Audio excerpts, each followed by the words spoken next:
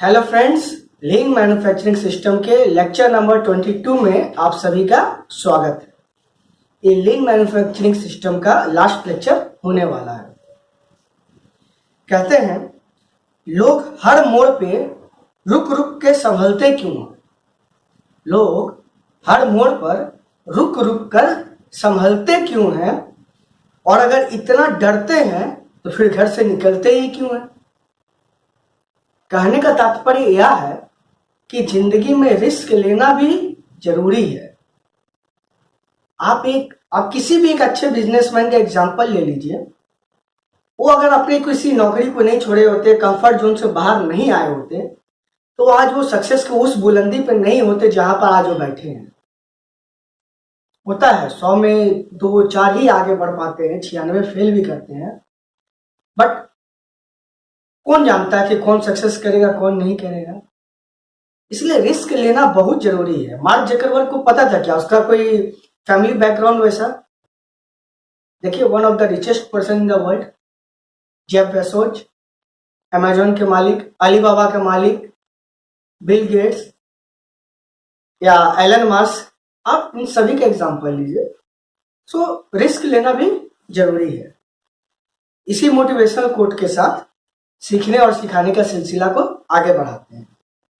आज हम लोग बात करेंगे द टोयोटा वे।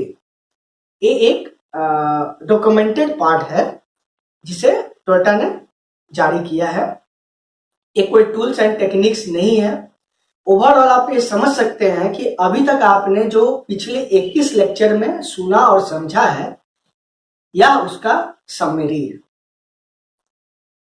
सो आइए पढ़ते हैं। डॉक्यूमेंटेड पार्ट उतना इंटरेस्टिंग हो सकता है ना लगे, बट इसके 14th प्रिंसिपल है। 14th प्रिंसिपल जानकारी के लिए जरूरी है। आपको पता होना चाहिए कि टोयोटा वे क्या है, कौन डॉक्यूमेंट किया था, इसमें कितने प्रिंसिपल है। तो आपको जरूरी नहीं है कि 14th प्रिंसिपल को आप याद करें, बट हाँ पता होना चाहिए कि 14 प्रिंसिपल है इसमें।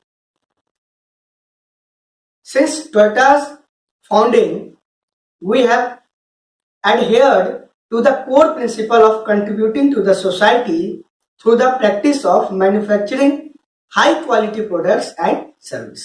Means इनका जब से टोयोटा का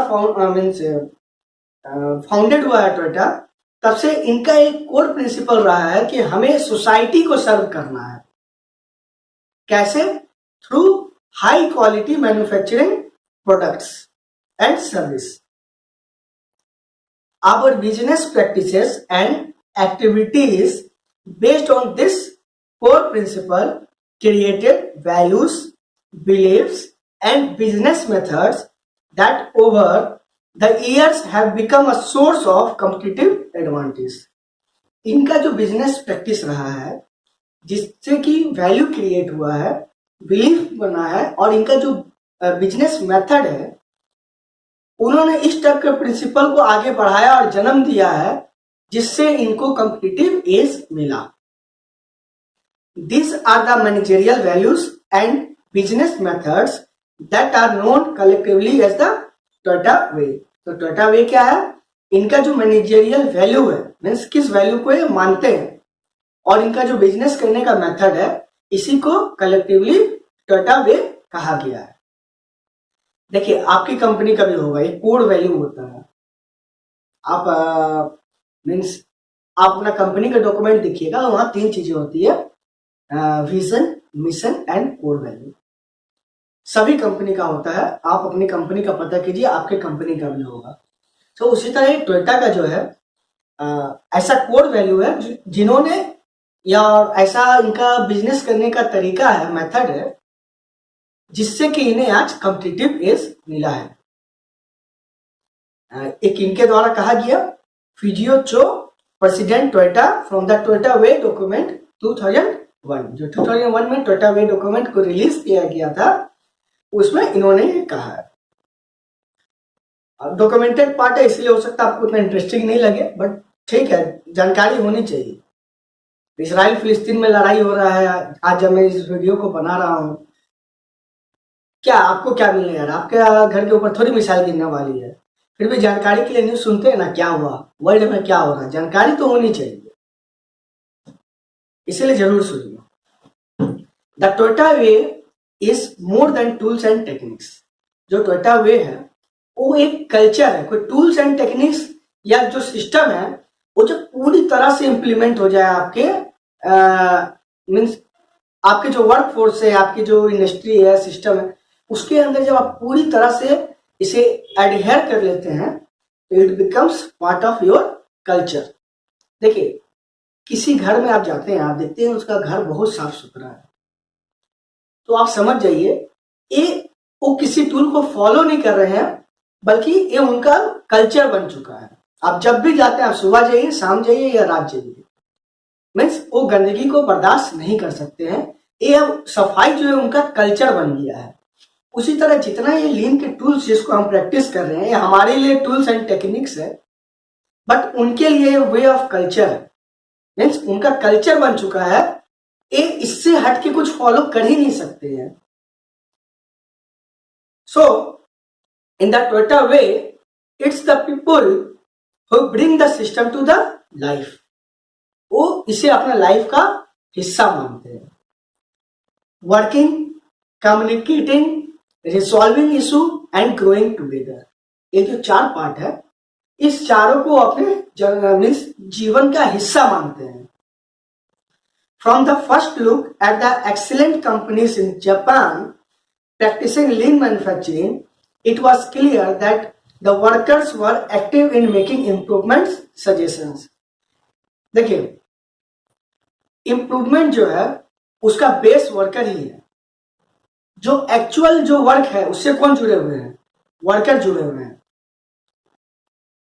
आपके प्लांट हेड हो, चाहे बिजनेस हेड हो या डिपार्टमेंटल हेड हो, वो क्या हर एक मशीन में जा जाके देखते हैं कि हर एक प्रोसेस में क्या प्रॉब्लम है? नहीं, उनका ज्यादातर समय ऑफिस में ही जाता है, प्लानिंग पार्ट में जाता है, बट वर्क एग्जीक्यूशन जो है वो आपके वर्कर करते हैं। सो वर्कर का यहाँ पे रोल सबसे ज्यादा होता है वेस्ट आइडेंटिफिकेशन में एंड अगर छोटा वेस्ट है तो उसे सॉल्व करने के लिए, मीन्स उसे हटाने के लिए। कुछ ऐसा छोटा मोटा प्रॉब्लम है उसे सॉल्व करने के लिए। पर सबसे पहले आप सॉल्व करने के पहले आपको ये तो समझना होगा प्रॉब्लम है क्या, इसे तो पहचानना होगा ना। आप हेल्प ले सकते हैं अपने टॉप मैनेजमेंट से कि सर यहाँ ऐसा ऐसा प्रॉब्लम आ रहा है, we need your help to solve it. But problem है ये आइडेंटिफाई कौन करेगा? वर्कर। सो ऐसा देखा गया कि जापान की सारी एक्सीलेंट कंपनीज जो कि लीन मैन्युफैक्चरिंग को फॉलो करती है, इसके टूल्स एंड टेक्निक को फॉलो करती है, उनमें एक बात कॉमन रहा है कि उसके वर्कर जो है वो इंप्रूवमेंट्स एंड सजेशन के प्रति काफी सजग है। और हमारे यहाँ क्या होता है? हमारे यहाँ मीन्स ट्रेडिशनल प्रोसेस में वर्कर को लगता है उनकी सिर्फ ड्यूटी है कि किसी तरह बस अपना 8 घंटा पार हो गया तो अपना काम खत्म है। जो प्रोसेस चल रहा है, जो बताया गया है, उससे कैरी फॉरवर्ड करना, मीन्स उससे करना है और घर जाना है। प्रोसेस में इंप्रूवमेंट उनकी जिम्मेवारी नहीं है। बस यही सोच में अंतर है। But the Toyota way goes well beyond it. It encourages, supports and in fact demands employee involvement. Employee के इन्वॉल्वमेंट के लिए डिमांड करता है, इंकरेज करता है। जैसे मैंने बताया ना, काइजन पोस्टर, काइजन ब्लिट्ज, ये सब अलग अलग टाइप के कॉन्टेस्ट हैं। 5S के लिए मोटिवेट करने के लिए 5S का ट्रेनिंग होता है, 5S का पोस्टर होता है, 5S स्लोगन होता है, एरिया वाइज ऑडिट होता है। जो सबसे अच्छे मीन्स जिनका एरिया में 5S इंप्लीमेंट हुआ है उसे उस टीम को प्राइज दिया जाता है। सबसे अच्छे काइजन करने वाले को फर्स्ट सेकंड थर्ड को प्राइज दिया जाता है। ये सब किस लिए? मोटिवेट करने के लिए, इनकरेज करने के लिए, ताकि उनका इन्वॉल्वमेंट और बढ़े। नेक्स्ट आते हैं, the Toyota way means more dependence on people not less. देखिए, टोयोटा वे बोलता है कि हमें लोगों पे ज्यादा से ज्यादा निर्भर होनी है। यहां देखिए, 2 बातों में कॉन्ट्रडिक्शन नहीं होना चाहिए। मैं ऑलवेज कहता रहा हूं पिछले लेक्चर में कि पीपल डिपेंडेंट प्रोसेस नहीं होना चाहिए, सिस्टम डिपेंडेंट प्रोसेस होना चाहिए। यानी मैं कह रहा हूं ऑपरेटर पर निर्भरता नहीं होनी चाहिए कि ऑपरेटर स्किल्ड है या नहीं है। ऑपरेटर गलती कर सकता है, आपका प्रोसेस ऐसा रॉबस्ट होना चाहिए कि ऑपरेटर गलती ना कर सके। होका योका जिडोका सब इसीलिए कॉन्सेप्ट आया। सो इस कॉन्टेस्ट में ऑपरेटर से डिपेंडेंसी नहीं होनी चाहिए। बट यहां जो कह रहा है Toyota way means more dependence of people, किस चीज के लिए? इनका उद्देश्य यह कहना है कि लोगों की सहभागिता सबसे ज्यादा होनी चाहिए, उनका डिपेंडेंस सबसे ज्यादा होना चाहिए प्रोसेस को इंप्रूव करने के लिए। कोई भी दुनिया में ऐसा मशीन नहीं बना है जो आपके प्रोसेस को इंप्रूव करे। System is full of waste. आप अगर आज आदमी हटा के किसी रोबोट को लगा देते हैं तो जो प्रोसेस आप आज डिफाइन कर रहे हैं, रोबोट 10 साल बाद भी उसी प्रोसेस को फॉलो करते रहेगा। हो सकता है आपसे ज्यादा एफिशिएंट और इफेक्टिव वे में उस प्रोसेस को फॉलो करेगा, बट वो कभी इस बात को डिटेक्ट नहीं कर सकता कि सिस्टम में क्या वेस्ट है। मैं सोचता हूं, मैं उम्मीद करता हूं कि आप मेरी इस बात से एग्री करेंगे।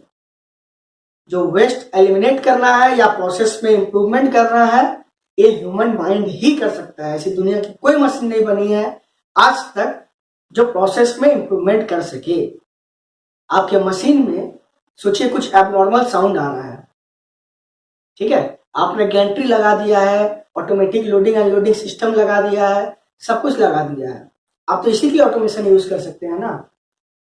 क्या इसमें से कोई भी सिस्टम आपको ये बताएगा कि मशीन में कुछ एबनॉर्मलिटी आ रही है और बिफोर फेलियर और बिफोर की प्रॉब्लम बहुत ज्यादा आगे बढ़ जाए, कुछ बड़ा ब्रेकडाउन हो, आप मशीन को रोक सके? क्या किसी मशीन में कैपेबिलिटी है? नहीं, ये ह्यूमन माइंड की ही कैपेबिलिटी है। Human is the best machine.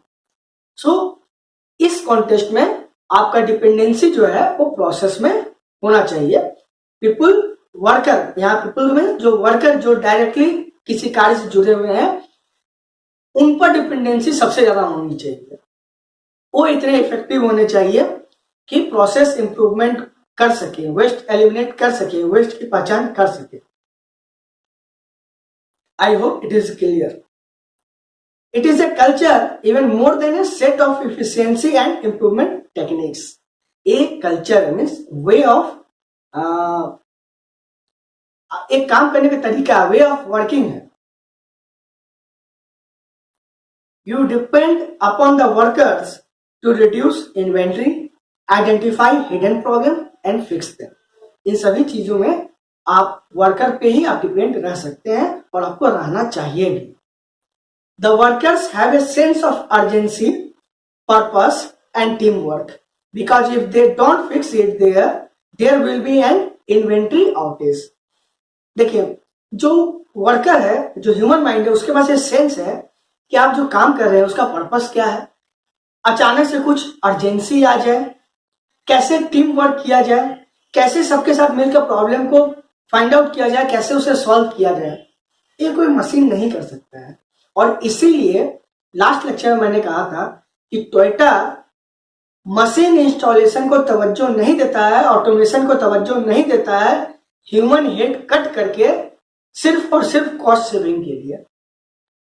वो ऑटोमेशन वहीं लगाएगा जहां सेफ्टी की बात आती है, जहां वर्कर को स्ट्रेन ज्यादा होता हो, मीन्स ऐसी जगह जो हजार्डस हो।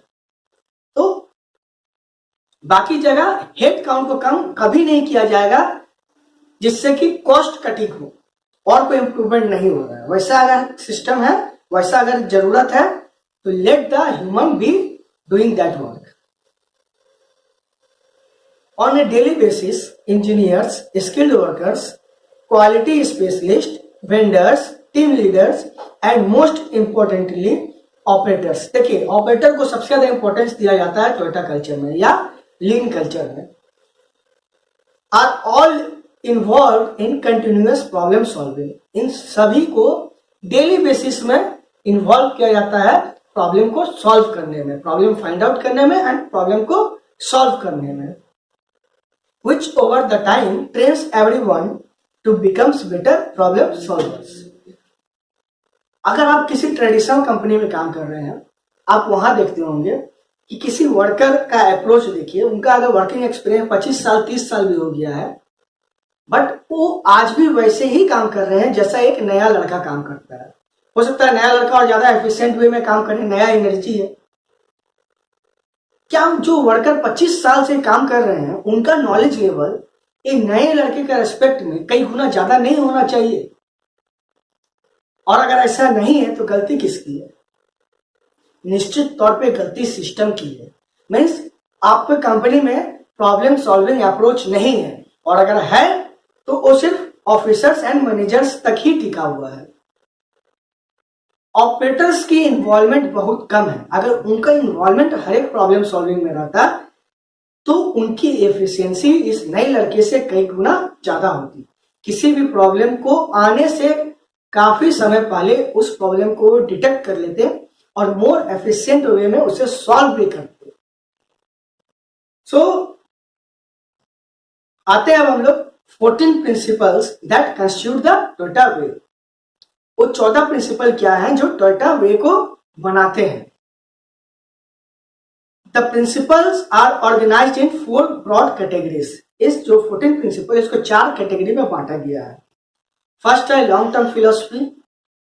Second, the right process will produce the right result and this utilise many of the TPS tool. क्या क्या? Kanban, just in time system. Just in time के अंदर जितना चीज आएगा सबके सब इसी के लिए है कि right process will produce the right result and at the right time. Next है add value to the organisation by developing your people. And next है continuously solving root problems drives organisational learning. क्या आप अगर continue जो problem का root को पकड़ना है, ऐसा नहीं कि सरफेस पर प्रॉब्लम को आया और ठीक है आज के लिए मशीन चालू हो गया। क्यों वो अलार्म आ रहा है, क्यों प्रॉब्लम आ रहा है, किसी तरह का डिफेक्ट आ रहा है तो क्यों बार बार आ रहा है, उसका रूट कॉज एनालिसिस करना है, उसे वहां से एलिमिनेट करना है। इससे लर्निंग बढ़ती है सबकी, सारे टीम मेंबर की। नेक्स्ट आते हैं 14 प्रिंसिपल। वन बाय वन मैं रीड करूंगा और आप जब इस 14 प्रिंसिपल को पढ़ेंगे तो आप रिलेट कीजिए आपने जो पहले 21 लेक्चर तक में पढ़ाया है और सीखा है। आप, मुझे उम्मीद है कि फैमिलियर रहेंगे इन 14 प्रिंसिपल से। इसमें कुछ भी नया नहीं है, ये ओवरऑल समरी है जो कि हम लोगों ने डिस्कस किया लास्ट 21 लेक्चर्स में। Principle 1, base your management decision on a long term philosophy even at the expense of short term financial goal. अगर आपको याद हो हाउसिंग प्लानिंग की जब मैं चर्चा कर रहा था तो इस बात को हम लोगों ने विस्तार से पढ़ा और समझा है। Principle 2, create continuous process flow to bring problem to the surface. यहाँ फ्लो कॉन्सेप्ट की बात हो रही है ताकि प्रॉब्लम को सरफेस किया जाए, और फ्लो से और भी बहुत सारे बेनिफिट है जिसकी चर्चा की जा चुकी है। Use pull system to avoid over production. Over production सबसे बड़ा वेस्ट है, एक क्राइम है, और इससे अवॉइड करने के लिए हमें क्या करना है? पुल सिस्टम करना है। पुल सिस्टम कैसे है? आपका kanban one type of pull system का एग्जांपल है, तो इससे भी हम लोगों ने डिस्कस किया है। Principle 4, level out workload. है जो उनका याद होगी तो हम लोगों ने इसके बारे में भी डिटेल में चर्चा किया है। Work like the tortoise not the hare. कछुए की तरह हमें आगे बढ़ना है, धीरे धीरे, खरगोश की तरह नहीं, बट उसका इंप्लीमेंटेशन वेरी फास्ट होना चाहिए। क्या था? Nemawashi concept. Build a culture of stopping to fix problems to get quality right the first time. आप बताइए कौन से टूल से रिलेटेड है? ये जिडोका का कॉन्सेप्ट है जिसे हम लोगों ने डिस्कस किया है। Standardised task are the foundation for continuous improvement and employee empowerment. Very first और सेकेंड लेक्चर में हम लोगों ने इसके बारे में चर्चा की थी। Principle 7, use visual control so no problems are hidden. हमें विजुअल कंट्रोल करना है, जितना भी विजुअल कंट्रोल का टूल्स है, whether it is 5S, value stream mapping, और भी जो विजुअल कंट्रोल का टूल है उसका यूज करना, ताकि प्रॉब्लम कभी भी हाइड करने की तो कोशिश करनी ही नहीं है। इन्वेंट्री है छिपा दिए, होता है ऐसा अक्सर ट्रेडिशनल कंपनी में। क्या होता है, हर एक क्वार्टर के बाद हम लोग इन्वेंट्री करते हैं, मीन्स हम लोग चेक करते हैं कि इन्वेंट्री का लेवल क्या है। तो जब हम लोग को पता है कि हर एक क्वार्टर हमारा इन्वेंट्री होता है, तो इन्वेंट्री डेट से 1 वीक पहले हम लोग क्या करेंगे, सप्लायर से मटेरियल लेना बंद कर देंगे। उन्हें बोलेंगे आप स्टॉक कीजिए, बस मटेरियल मत दीजिए। और 1 हफ्ते में हम लोग कंज्यूम करके अपने इन्वेंट्री के लेवल को पूरे डाउन कर देंगे। और हमारे जो इन्वेंट्री का ऑडिट होगा उसमें क्या दिखेगा, हमारा इन्वेंट्री लेवल ठीक ओके बहुत कम है, बट जैसे इन्वेंट्री का ऑडिट खत्म हुआ अगेन सारा माल ले लेते हैं, इन्वेंट्री लेवल अगेन अपने पुराने जगह पर पहुंच जाता है। सो इस चीज को अगर आपको सरफेस में अगर नहीं लाते हैं प्रॉब्लम को, आप इस क्या कर रहे हैं, प्रॉब्लम को हाइड कर रहे हैं। जब तक आप सरफेस में नहीं लाएंगे इन बातों को, आप कभी कोशिश भी नहीं करेंगे कि क्यों हमें इतना इन्वेंट्री रखना पड़ता है। क्या मेरा प्रोसेस रिलायबल नहीं है, क्या मेरा प्रोसेस कैपेबल नहीं है, क्या मेरा मैन पावर रिलायबल नहीं है, या मेरा मशीन रिलायबल नहीं है। आप उस जगह पे जाएंगे जिसके लिए आपको इन्वेंट्री रखना पड़ता है। आप अगर रूट कॉज का एलिमिनेट करेंगे तो आपको इतना इन्वेंट्री रखने की जरूरत नहीं है। और आप जितना मेहनत इन्वेंट्री कंट्रोल के लिए कर रहे हैं, अगर उतना मेहनत आप प्रॉब्लम सॉल्विंग के लिए कर दे तो ये झूठ ना बोलना पड़ेगा और ना इस चीज सच्चाई को छिपानी पड़ेगी। नेक्स्ट आते हैं हम लोग principle 8, use only reliable thoroughly tested technology that serves your people and process. Next है, grow leaders who thoroughly understand the work and live the philosophy and teaches it to the others. लीन की जब भी बात करेंगे हम लोग तो हम लोग लीडर्स की बात करेंगे कि हमें लीडर्स डेवलप करना है, बॉस नहीं चाहिए। देखिए दुनिया में 2 तरह के सिस्टम है, एक जापानीज जो लीन को फॉलो करते हैं और लीडर पे भरोसा करते हैं, सेकंड एक अमेरिकन कल्चर है एंड यूरोपियन कल्चर है जो बॉसिज्म पे निर्भर करते हैं, हायर एंड फायर का रूल है। टोयोटा और जो अन्य जापानीज कंपनी है वो किसी के भी फायर करने का पक्ष में नहीं रहती है। वो मानती है कि अगर किसी से गलती हो रहा तो इस सिस्टम का दोष है जिसके लिए हम सब जिम्मेवार हैं, वो एक आदमी जिम्मेवार नहीं है। वेयर एज जहां हायर एंड फायर का सिस्टम है वहां ऑलवेज सिस्टम पे ना जाकर के आदमी को जिम्मेवार माना जाता है। ऐसा थंब रूल है कि 85% ऑफ द प्रॉब्लम के लिए आपका सिस्टम जिम्मेदार है। अगर आप रूट कॉज एनालिसिस पे जाइएगा तो कहीं ना कहीं ये सिस्टम का फेलियर है। 15% ही ऐसा केस है जहां ऑपरेटर की गलती है, मीन्स अपसेंट माइंड या उसका बिहेवियर ही ऐसा है। अब वर्कर रिलेट से आता है डेली, सिस्टम उसको कैसे रोकेगा या कैसे सुधार सकता है। ये उसका पनिशमेंट भी दे रहे हैं बट कोई सुधार नहीं है, तो ये उसका कल्चर हो गया है। तो ऐसे 15% केसेस हैं जहां ऑपरेटर की गलती होती है, बट 85% केसेस में ये सिस्टम का प्रॉब्लम है। सो बॉसिज्म नहीं चाहिए, लीडर्स चाहिए जिनका एक फिलॉसफी हो और नीचे वाले उनका अनुसरण करें। ऐसा नहीं है कि उनका मीन्स डर से अनुसरण करें। ऐसे कई सारे मीन्स आपको लोग मिलेंगे जिनको आप फॉलो करते हैं, आप उनके सिद्धांतों को फॉलो करते हैं, आप उनके जीवन शैली को फॉलो करते हैं, ठीक है। तो ऐसा नहीं है कि वो आपके बॉस है या डायरेक्टली आपको इम्पैक्ट कर रहे हैं, बट वैसा उनका रहा है, उनका मीन्स फिलॉसफी है, आइडियोलॉजी है, कंपनी के अंदर भी कंपनी के बाहर भी, कि आप उनको फॉलो करते हैं। So grow leaders who thoroughly understand the work, और ऐसे लोग जो होते हैं अपने काम को बहुत अच्छे से समझते हैं, उनका इन्वॉल्वमेंट अपने काम के प्रति बहुत ज्यादा होता है। आपके कंपनी भी होंगे कुछ लोग जो अपने मीन्स अगर कोई प्रॉब्लम वो फेस कर रहे हैं तो तब तक वो ना तो लंच में जाते हैं, ना तो डिनर लेते हैं, ना तो घर जाने के बारे में सोचते, लगे हुए हैं।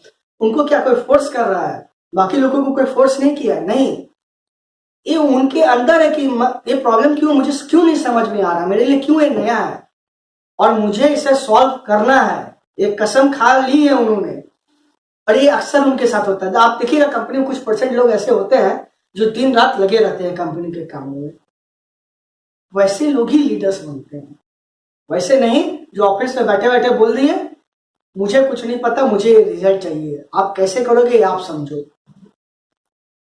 देन है principle 10, develop exceptional people and team who follow your companies philosophy ऐसे लोगों को, एक्सेप्शनल पीपुल, जो हाई स्किल्ड पीपुल है, उसको डेवलप कीजिए, ऐसे टीम को डेवलप कीजिए जो आपकी कंपनी की फिलोसफी पर भरोसा रखता है और उसे फॉलो करे। नेक्स्ट आते हैं हम लोग principle number 11, respect your extended network of partners and suppliers by challenging them and helping them improve. अगर आपको जानकारी ना हो तो मैं बता देता हूं कि टोयोटा का जो सप्लायर है, टोयोटा जो कि पूरे वर्ल्ड में फैली हुई कंपनी है, इनका जितना भी सप्लायर है वो चाहे दुनिया के किसी भी देश में हो, किसी भी कोना में हो, टोयोटा उसके प्रति काफी जिम्मेवार रहती है। कैसे मेरे सप्लायर के भी लोगों को ट्रेनिंग दिया जाए, जो ट्रेनिंग मेरे अपने लोगों को मिल रही है वो हमारे सप्लायर के जो पीपुल है उनको भी वो ट्रेनिंग कैसे दिया जाए। अगर कुछ हम नया टेक्नोलॉजी को डेवलप कर रहे हैं तो सप्लायर तक भी इसकी जानकारी कैसे पहुंचाया जाए। कैसे? देखिए, जब तक अगर सप्लायर आपका स्ट्रांग नहीं होगा फिर आप क्या कीजिएगा, आप तो मैक्सिमम पार्ट जो होती है, जो बड़ी ओईएम होती है वो अपना मैक्सिमम पार्ट क्या करती है, सप्लायर से लेती है, और सिर्फ असेंबली और कुछ इंपॉर्टेंट पार्ट का अगर प्रोडक्शन होता है तो करती है, कुछ सब असेंबली करती है और मेनली असेंबली करती है, बाकी पार्ट तो ये सप्लायर से लेते हैं। आपका प्रोसेस बहुत अच्छा है, सब कुछ अच्छा है, सप्लायर का प्रोसेस अच्छा नहीं है, क्या आप फ्लो को मेंटेन कर पाएंगे? ये तो कभी नहीं हो सकता ना। सप्लायर से आपको मटेरियल ही नहीं मिलेगा, रुक रुक के मटेरियल मिलेगा, अनइवन वे में मटेरियल मिलेगा, तो आप जो हेजुनका की बात कर रहे हैं, जो फ्लो कॉन्सेप्ट की बात कर रहे हैं, कैसे आप इसे इंप्लीमेंट कीजिएगा? सो ये जरूरी है कि आपका जितने पार्टनर्स हैं, मीन्स जो सप्लायर्स हैं, आप अपने सारे प्रिंसिपल जो हैं आप उन्हें भी सिखाएं, उन्हें भी ट्रेन करें, उनका कुछ प्रॉब्लम है तो उसे सॉल्व करने की कोशिश करें। Principle 12, go and see yourself to thoroughly understand the situation. गेंची किम्बित्सु। जब कोई प्रॉब्लम आता है तो कहा जाता है कि आप ऑफिस से बैठ के कोई डिसीजन ना दे, चाहे आप कितना भी इंटेलिजेंट हो। You go to the gemba. Gemba means ऐसा जगह जहां प्रॉब्लम अराइज हुआ है, मीन्स कोई असेंबली लाइन है, उसके किसी स्टेशन पे प्रॉब्लम आया है, तो you go to that station, that place is now gemba, and go and truly understand the situation, which is called Genchi and Genbetsu. इसे कहा गया गेम्बा, गेंची एंड गेम्बित्सु। आप जाएं उस जगह पर, प्रॉब्लम को थ्रोली अंडरस्टैंड करें एंड अपना सॉल्यूशन दें। Principle 13, make decision slowly by consensus. आम सहमति के साथ किसी डिसीजन को बनाएं, धीरे धीरे, कोई घबराहट ना हो। थॉरोली कंसिडरिंग ऑल ऑप्शंस, सारे ऑप्शंस को ध्यान में रखते हुए एक सहमति बनाए, and then implement decision rapidly. कौन सा कॉन्सेप्ट है? नेमावासी पढ़ाया जा चुका है लास्ट लेक्चर में। देन आता है principle 14, become a learning organisation through relentless reflection, hansei and continuous improvement. Kaizen ये कहता है कि हमारा जो इंप्रूवमेंट का प्रोसेस है वो इंडलेस है। सिस्टम में जो जितना वेस्ट है, ये ऑलवेज इंप्रूवमेंट जो है वो इंडलेस प्रोसेस है। कभी ऐसा नहीं है कि वेस्ट खत्म हो जाएगा या इंप्रूवमेंट का स्कोप खत्म हो जाएगा। So become a learning organisation. अगर आपको लर्निंग ऑर्गेनाइजेशन बनना है और इससे बने रहने के लिए कंटिन्यू, बिना रुके, बिना थके आपको इंप्रूवमेंट करते जाना है, काइजन करते जाना है। काइजन का यही कॉन्सेप्ट है। सो ये था 14 प्रिंसिपल ऑफ टोयोटा वे, जो कि समरी था लास्ट 21 लेक्चर का, या ओवरऑल लीन मैन्युफैक्चरिंग सिस्टम का ये समरी था। मैं उम्मीद करता हूं कि इस 22 लेक्चर में मैंने जितना कुछ पढ़ाया या सिखाया है, मैंने खुद भी बहुत कुछ सीखने की कोशिश की है। इस लेक्चर को रिकॉर्ड करने के पहले और जो मैंने प्रेजेंटेशन बनाया है इसे बनाने के पहले, इसे काफी धैर्यपूर्वक पढ़ा है, समझा है, क्योंकि मेरा अपना वर्क एक्सपीरियंस पे इस फील्ड में काफी ज्यादा रहा है। सो मैं ये आशा करता हूं कि मैं इसे ठीक ठाक से आपको समझा पाया हूं। फिर भी अगर किसी पॉइंट पे आपको ऐसा लगता है कि कुछ क्लैरिफिकेशन की जरूरत है, आप मुझे कांटेक्ट कर सकते हैं या गूगल और यूट्यूब का भी सहारा ले सकते हैं। नॉलेज सभी जगह फैला हुआ है, मैंने बस उसे एक छोटे से पार्ट में समराइज करने का कोशिश किया है। सिर्फ 22 लेक्चर में मैंने आपको लीन मैन्युफैक्चरिंग सिस्टम को दिया है। अगर आपकी कंपनी किसी कंसल्टेंट को हायर करती है लीन मैन्युफैक्चरिंग सिस्टम इम्प्लीमेंटेशन के लिए, तो ये काफी लंबा प्रोसेस है, इस प्रोसेस को प्रैक्टिस किया जाना चाहिए। तो आप पहले से तैयार रहे, पढ़े, सीखे, छोटे छोटे लेवल पे अपने कंपनी पे जो लीन के टूल्स है उसे इम्प्लीमेंट करें। आपको भी बहुत बेनिफिट होगा, आपकी कंपनी को भी बहुत बेनिफिट होगा। आप एज ए स्टूडेंट हैं तो भी आपको बहुत मीन्स आप में इम्प्रूवमेंट आएगा, आपके इंटरव्यू पॉइंट ऑफ व्यू से बहुत इंपॉर्टेंट होने वाला है।